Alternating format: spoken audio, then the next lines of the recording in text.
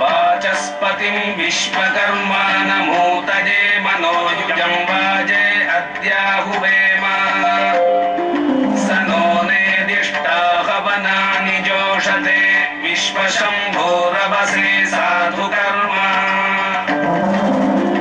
भद्रं कर्णेभिः शृणुयामदेव भद्रं पश्येमाक्षभिर्यजत्राः स्थिरैरङ्गैस्तुष्टुवागुंशस्तनूभिः यशेम देवहितं यदायुः स्वस्ति न इन्द्रो वृद्धश्रवाः स्वस्ति नः पूषा विश्ववेदाः स्वस्ति नस्तार्क्ष्यो अरिष्टनेमिः स्वस्ति नो बृहस्पतिर्दधातु ॐ शान्ति शान्ति शान्तिः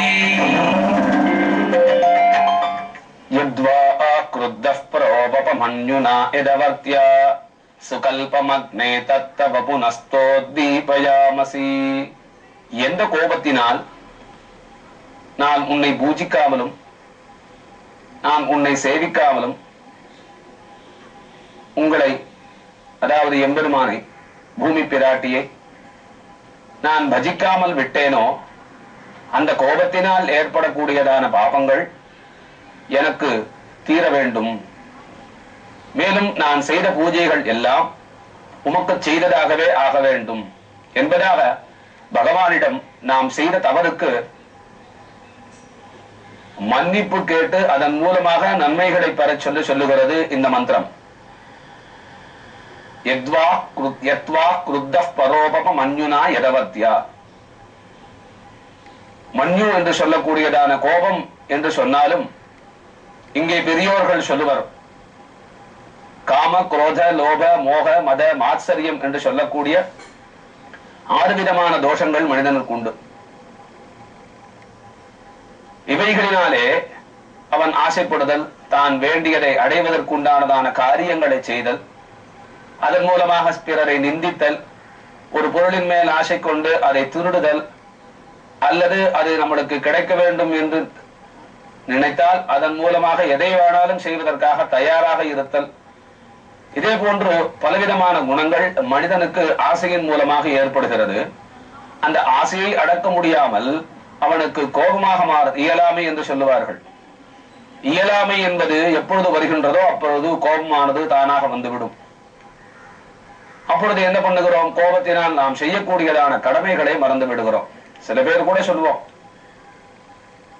அந்த பகவானுக்கு கண்ணே இல்லை, கெட்டவங்க எல்லாம் ரொம்ப நல்லா இருக்காங்க, நல்லா இருக்கிறவங்க எல்லாம் நல்லவங்களா இருக்கிறவங்க எல்லாம் கஷ்டப்படுறோம், அந்த பகவானு கூட பாரபட்சம், இனிமே அந்த பகவானை சேவிச்சு என்ன பிரயோஜனம், அந்த பகவானால என்ன பண்ண முடியும் அப்படின்னு சில சமயம் மனிதர்களுக்குள்ளே சில பேருக்கு அந்த விதமான ஆதங்கம் உண்டு. ஆனால் ஒன்றை நாம் நினைவிலே வைத்துக் கொள்ள வேண்டும், எதுவாக இருந்தாலும் எம்பெருமானிடம் பிரார்த்தித்தால்தான் நம்மளால் அடைய முடியும். அது கோபமாக இருக்கட்டும், அதன் மூலமாக ஏற்படக்கூடியதான பாவங்கள் கூட அந்த எம்பெருமான் மனது வைத்தால்தான் நம்மையும் நல்வழிப்படுத்த முடியும். அதைதான் அழகாக சொல்லும் பொழுது, எல்லாவற்றையும் கூடியவன் எம்பெருமான், சகலவிதமான ஜீவராசிகளுக்கும் ஆதாரமாக இருக்கக்கூடியவன்.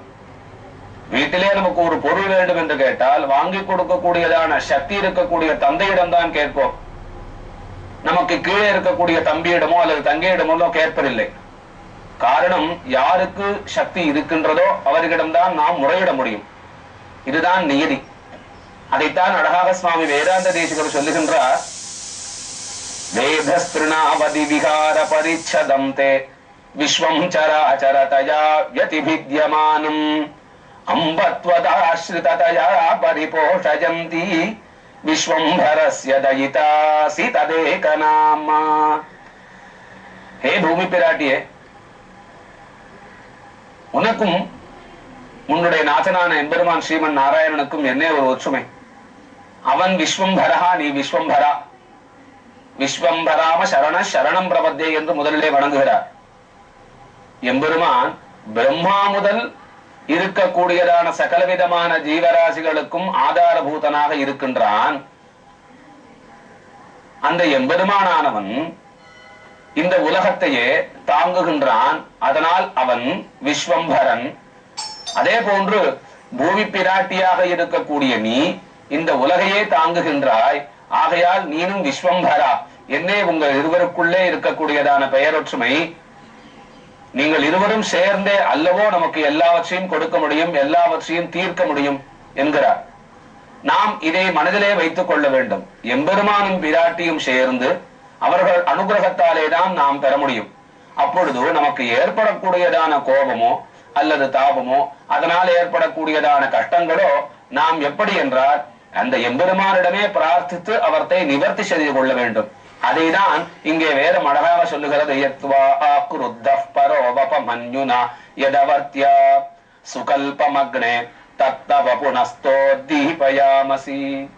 எப்படி என்றால் சில காலத்திலே ஏதாவது ஒரு விஷயத்தை ஆசைப்பட்டு நான் பூஜை செய்திருப்பேன். ஆனால் சில சமயத்திலே அது கிடைக்காமல் போய்விட்டால் அதன் மூலமாக நான் என்ன செய்வது? உனக்கு பூஜை செய்யாமல் விட்டு இருப்பேன். இவை இரண்டுமே, இந்த இரண்டுமே என்னால் செய்யப்பட்டது. ஒன்று செய்யக்கூடாதது, இன்னொன்று செய்ய வேண்டியது. இவை இரண்டுமே இவற்றின் பலனையும் கொடுக்கக்கூடியவன் நீனே. இதைதான் சொல்லுவார்கள் பிராயஷ்சித்தம், பிராயஷ்சித்தம் என்று சொல்லுவார்கள். நாம் ஒரு தவறு செய்து விட்டோம், அந்த தவறுக்கு கழுவாய் என்று சொல்லுவோம் தமிழிலே. அந்த தவறை மனதாலே திருந்தி, மனதாலே வருந்தி, பின்னர் அந்த தவறை நான் செய்து விட்டேன், இதற்கப்புறம் நான் செய்ய மாட்டேன் என்று சொல்லி அதற்குண்டான தீர்வை காண்பதே கழுவாய் எனப்படும். அதுவே பிராயஷ்சித்தம். ஆனால் ஒவ்வொரு நாளும் அதே தவறை செய்துவிட்டு மறுநாள் அதே தீர்வை நாம் செய்து கொண்டிருந்தால் அதற்கு பலன் இருக்குமா, இருக்காதா? இது எவ்வளவு தவறு! தலைவலிக்கிறதுன்னு சொல்றோம், அதுக்குன்னு மாத்திரை வச்சுட்டு இருக்கோம். எதனால தலைவலி வருது அப்படிங்கிறது நம்மளுக்கு தெரிகிறது. ஆனா வேணும்ட்டு அந்த மாத்திரை போட்டுக்கிறதுக்கோசரம் தலைவலியை வரவழைச்சுட்டா நம்ம பண்றோம் இல்லையா? எப்ப தலைவலி வருதோ அப்பதான் அந்த மாத்திரை போடுறோம் இல்லையா? அதே மாதிரிதான் இந்த கழுவாய் அப்படின்னு சொல்றது நம்மளை அறியாமல் ஏற்படக்கூடியதான பிராயஷ்சித்தம். இந்த பிராயஷ்சித்தத்துக்கு அதிகாரமாக இருக்கக்கூடியவன் யார் என்றால் எம்பெருமான்.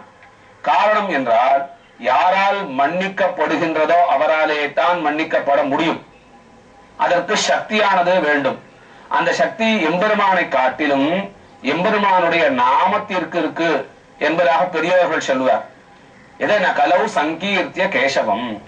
இந்த கலியுகத்திலே நாம் பண்ணக்கூடியதான சமஸ்த பாபங்களுக்கும் பிராயஷ்சித்தம் கழுவாவையாக இருக்கக்கூடியது எது என்றால் எம்பெருமானுடைய பெயரை சொல்லுவது, நாமாவை சொல்லுவது. இதைதான் சில இடங்களிலே சொல்லுவார்கள். ஏதாவது ஒருத்தருக்கு பணம் கொடுத்தாச்சுன்னா அவ்வளவுதான், நாமம் தான் உனக்கு திரும்பி வராது அப்படின்னு சொல்லுவாங்க. சாதாரணமா பார்த்தா இது ஒரு விளையாட்டா இருக்கும், கிண்டலாக இருக்கும். ஆனா இந்த சமயம்னு வரும்போது நான் அதை சொல்றதுனால சொல்றேன். நாம அப்படின்னா பெயர்னு அர்த்தம். அவர் என்ன விதத்துல சொல்றாரு? அந்த பணம் திரும்பி வராது அப்படிங்கிற அர்த்தத்துல அவர் சொல்றார். நாமும் நான் எம்பெருமானுடைய பெயரை சொல்வது என்பதாக அர்த்தம். இந்த கலியுகத்திலே எம்பெருமானுடைய பெயரை சொல்லி எவன் இருக்கின்றானோ அவன் மறுபடியும் இந்த பூலோகத்திலே பிறக்க மாட்டான் என்பதை உணர்த்துவதே எம்பெருமானை பற்றி சொல்லக்கூடியதான நாமம். அதை நெற்றியிலே இட்டுக்கொள்ளும் பொழுது எம்பெருமானுடைய பெயரை சொல்லி கேசவாய நமஹா என்று எம்பெருமானுடைய பெயரை சொல்லி அதை எடுவதால் அதற்கு நாமம் என்று பெயர். ஆனால் இன்று எல்லாமே மாறிவிட்டது. காரணம் கலியுகம். நிக்கிற இடத்துல ஒரு காலத்துல குழவி சுத்தும், அம்மிக்கல் நிற்கும். இப்ப அம்மிக்கல் சுத்திட்டு இருக்கு, குழவி நின்றுட்டு இருக்கு. ஏன்னா கலியுகத்துல எல்லாமே விபரீதமாக இருக்கும். அந்த ஞானமும் அதை போன்றுதான், மனிதர்களுடைய எண்ணமும் அதை போன்றுதான். விஷயத்திற்கு வருவோம். ஆக இந்த கலியுகத்திலே எம்பெருமானுடைய பெயரை சொன்னால் அதன் மூலமாகத்தான் எல்லா விதமான பாபங்களும் நீங்கும்.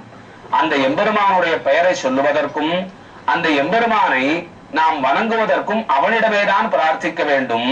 அதைத்தான் இங்கே வேதம் சொல்லுகிறது. சுகல்பமக்னே தத்தவ புனஸ்தோத்தீபயாமசி. என் மனதுக்குள்ளே இருக்கக்கூடியதான இந்த காம கோப லோப மத மாத்சரியம் இவைகளை நீ போக்கி எனக்கு அனுகிரகம் செய்வாயாக. ஆகையால் உன்னிடத்திலே பக்தியானது எனக்கு மிகவும் வளர வேண்டும்.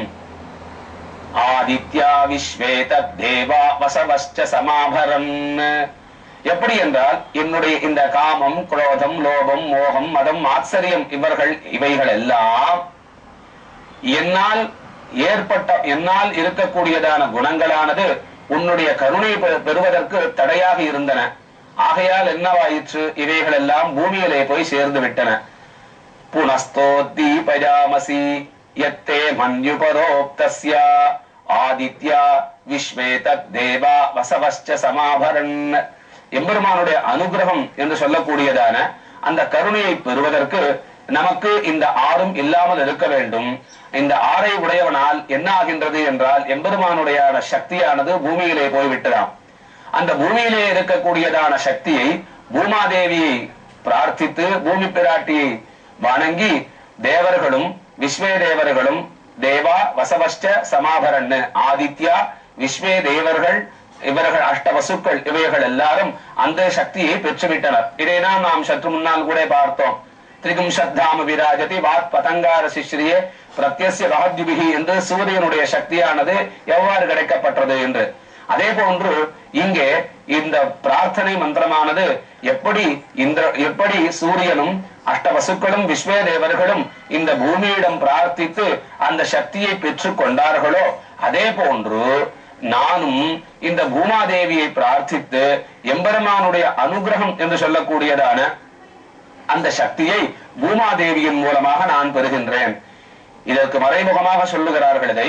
ஆனால் நேராக இது சாதாரணமாக சொல்ல பார்த்தால் என்ன என்றால் எம்பெருமானுடைய சக்தியானது பூமி பிராட்டியை வராகவதாரத்திலிருந்து எடுத்தது.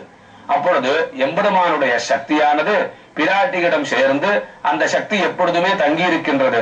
ஆக நமக்கு கருணை எம்பெருமானுடைய அனுகிரகம் கடாட்சம் வேண்டும் என்றால் பூமாதேவியை பிரார்த்தித்தாலே போதும் என்பதாக சொல்லுவார்கள்.